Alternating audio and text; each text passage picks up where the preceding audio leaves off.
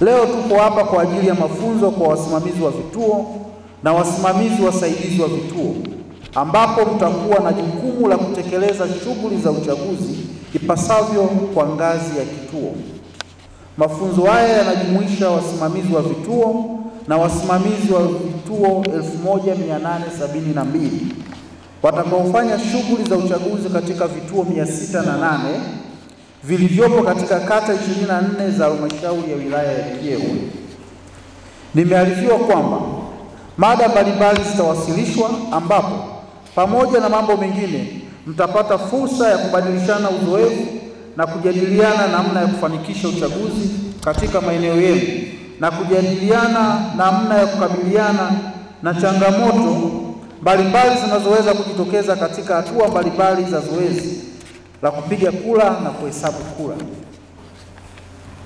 Ndugu washiriki wa mafunzo, dhamana mliopewa ya kusimamia zoezi la kupiga kura na kuhesabu kura, ikiwa ni sehemu ya usimamizi na uratibu wa uchaguzi wa rais na wabunge wa Jamhuri ya Muungano na madiwani kwa Tanzania bara, ni kubwa, nyeti na muhimu kwa mustakabali wa taifa letu.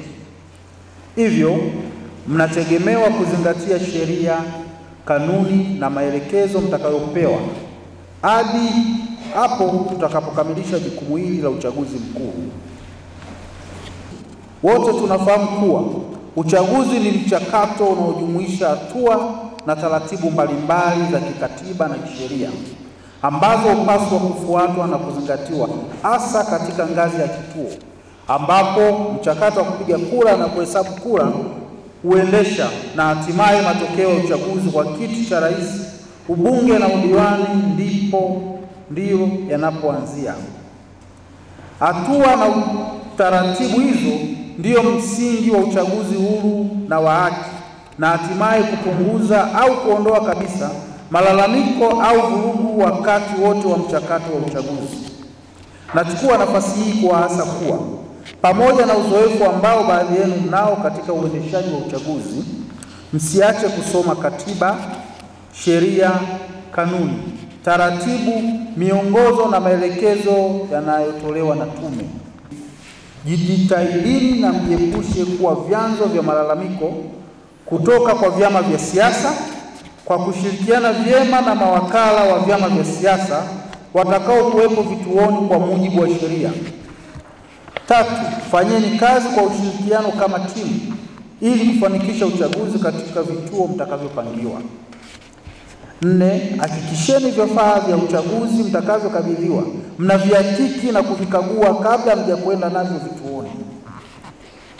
5, hakikisheni mnafika mapema iwezekanavyo katika vituo mtakavyopangiwa ili kukamilisha maandalizi ya upangaji wa vituo kabla ya muda wa upigaji kura kufika, yaani saa 1 kamili asubuhi.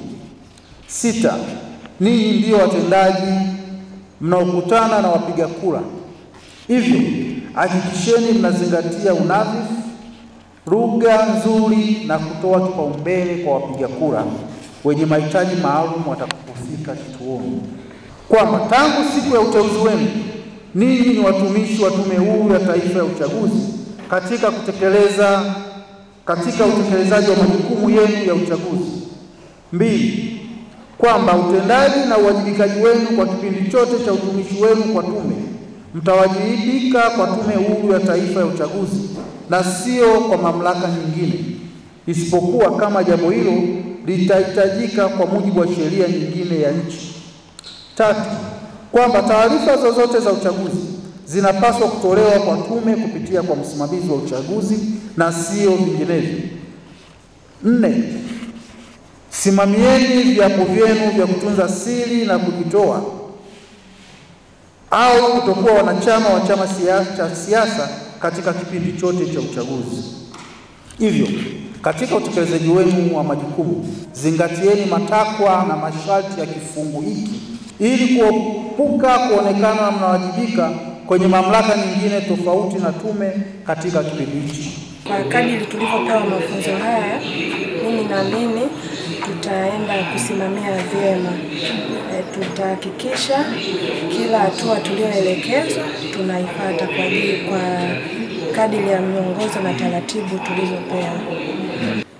Wajisikie amani, wajisikie furaha kuja kumchagua kiongozi wanayemtaka kwa ajili ya maendeleo ya taifa letu. Mafunzo haya yanatusaidia kuwa waelewa na uelewa na jambo ambalo tutaenda kulifanya ile tarehe 29 na kwa kuwa tulikuwa hatuna mafunzo kipindi cha nyuma, na tulipoteuliwa sasa na tukashiriki kwenye mafunzo haya, ninafikiri kazi zetu tutazifanya kwa usahihi, maana maelekezo ni ya kutosha, lakini vile vile kwenye vitabu vya maelekezo mwongozo uko vizuri. Lazima mimi kama msimamizi wa kituo niwe na lugha ya kistaa ambayo ni watu ambao lazima ni wakarimu mimi kwenye kituo changu, na wawe na amani na niwaelekeze vizuri.